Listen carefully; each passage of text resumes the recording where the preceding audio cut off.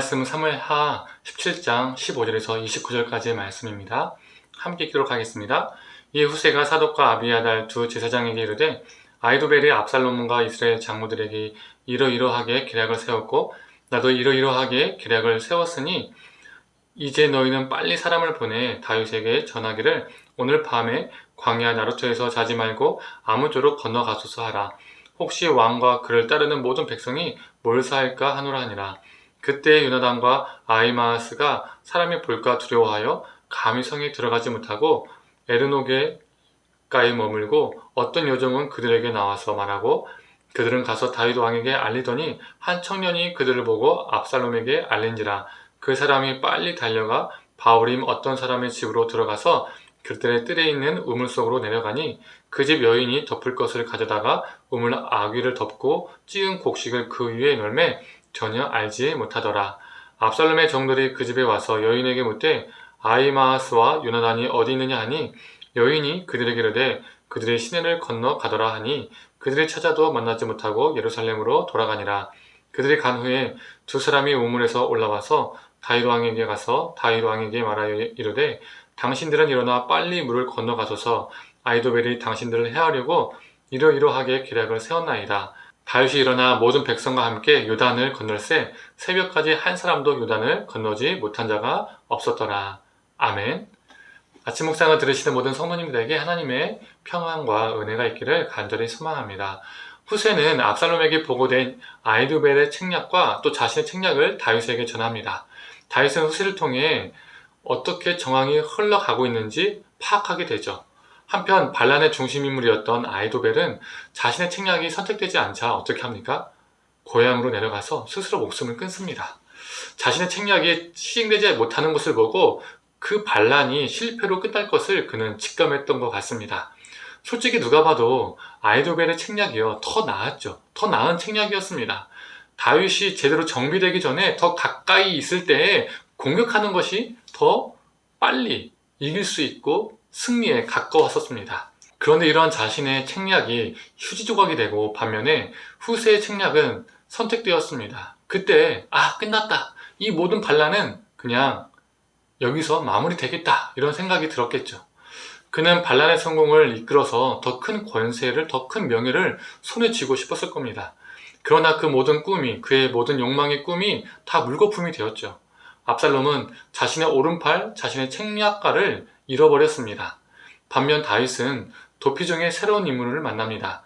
급한 피난길이었기 때문에 다윗은 충분한 식량들과 물들, 또 여러 가지들이 부족했을 겁니다. 그러한 다윗의 사정을 알고 다윗의 필요를 채운 사람들이 있었습니다. 바로 소비와 마길 그리고 바르실레입니다. 그들은 다윗과 그의 일행들에게 필요한 것을 채우기 위해서 많은 양식과 많은 물품들을 내놓았습니다. 특히 그들은 자기 소유를 아낌없이 내려놓으면서도 어떠한 보상도 원하지 않았습니다. 우리가 당신을 도왔으니까 나중에 큰 보상을 해주십시오. 이러지 않았다는 거죠. 특히 이 바르실레는 다윗에게 큰 청함을 받습니다. 나중에 예루살렘으로 환궁할 때에 함께 가자라는 이 청을 받죠. 만약에 이 바르실레가 후에 함께 다윗과 예루살렘으로 갔었다면 그는 엄청난 보상을 받았을 겁니다. 그러나 그가 어떻게 합니까? 거절하죠. 왜 거절합니까? 그들은 다윗을 대할 때요 계산적이지 않았어요. 오히려 자신의 것들을 그냥 내려놓았습니다. 이것이 바로 아히도벨과 그들의 차이점입니다. 아히도벨이 자살을 선택한 것도 바로 보상을 바랐기 때문입니다. 앞에서 언급한 것처럼 큰 반란을 성공으로 이룸으로써 그 한 자리를, 더 큰 자리를 차지하고 싶었을 겁니다. 그 반란에 대한 보상을 그는 기대했을 거예요. 그런데 그 보상이 그에게 더 이상 없을 것이라고 생각하니까 오히려 보상 대신에 이 반란이 끝이 나면, 숲으로 돌아가면 보상 대신에 처벌이 자신에게 임하기 때문에 그 전에 스스로 목숨을 끊은 거죠. 저는 오늘 본문을 쥐고 싶은 자와 손을 편 자로 표현하고 싶습니다. 압살롬이나 아히도벨은요 자신의 권력과 자신의 자리를요 어떻게든 자신의 손아귀에 놓고 싶은, 쥐고 싶은 사람이었습니다.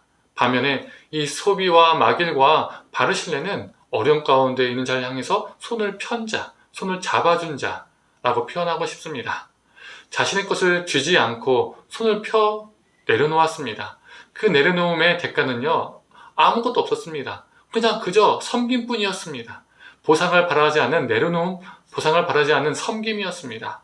그리고 그 섬김을 통해서 다윗은 버틸 수 있었습니다.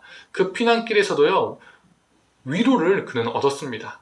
사람은 이해타산적이어서 누군가가 잘 되고 누군가가 잘 나갈 때 그 사람에게 잘하고 그 사람을 잘 섬기지만, 그렇지 못할 때는 어떻습니까? 등을 돌리기도 하고요, 외면하기도 합니다. 모른 채 합니다.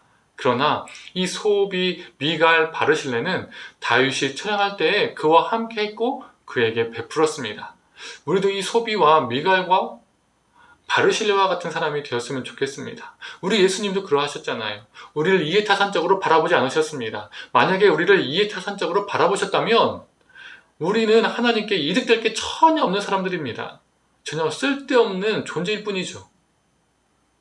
그러나 우리 주님은 이해타산적으로 우리를 보지 않으시고, 우리가 죄인 되었을 때에 우리를 위해서 십자가에 못 박혀 죽으시고 부활하시고 우리를 죄로부터 구원하셨습니다. 그래서 지금 우리가 이렇게 살아가고 있는 것이죠. 성도님들, 우리가 살아가는 시대는 어떤 시대입니까? 이 소비와 마길과 바르실레와 같은 사람들이 정말 필요한 시대입니다. 정말 자신의 것을 모두 다가 쥐려고 하기 때문에 누군가는 자신의 것을 펴고 내려놓는 사람이 필요한 것이죠. 고통의 길을 걷는 자에게 손을 펴 돕는 존재, 소망과 위로를 줄 수 있는 존재로 우리가 살아가길 원합니다. 대가 없이 예수님께서 우리에게 사랑과 은혜를 베푸셨던 것처럼, 구원을 베푸셨던 것처럼 우리가 또 그 사랑을 받았기 때문에 우리도 대가 없이 누군가를 사랑하며 섬기는 존재로 살아가기를 간절히 원합니다. 함께 기도하겠습니다. 하나님, 소비와 미갈과 이 바르실레의 모습을 보며 우리가 닮아가야 하는 존재임을 깨닫게 됩니다. 하나님, 참 많은 것을 쥐고자 하는 이 시대 속에서 이 세 사람처럼 자신이 쥔 것을 펴서 내려놓을 수 있는 존재가 되게 하여 주시옵소서. 이 땅에 지치고 낭망하고 아파하는 자를 우리가 바라보며 섬길 수 있는 존재, 그들에게 생명을 전이시킬 수 있는 존재로 살아갈 수 있도록 우리를 붙들어 주시옵소서. 모든 걸 감사드리며 사랑에 만나신 예수님의 이름으로 기도드립니다. 아멘.